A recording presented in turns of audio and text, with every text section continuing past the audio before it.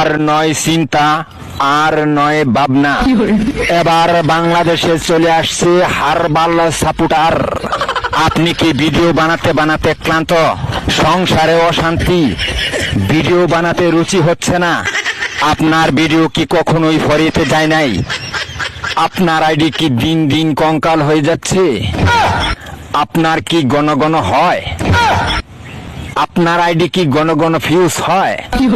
Like view হয় না? এক ফাইলই যথেষ্ট। আপনার আইডিকে করে তুলুন সুঠাম দেহের অধিকারী।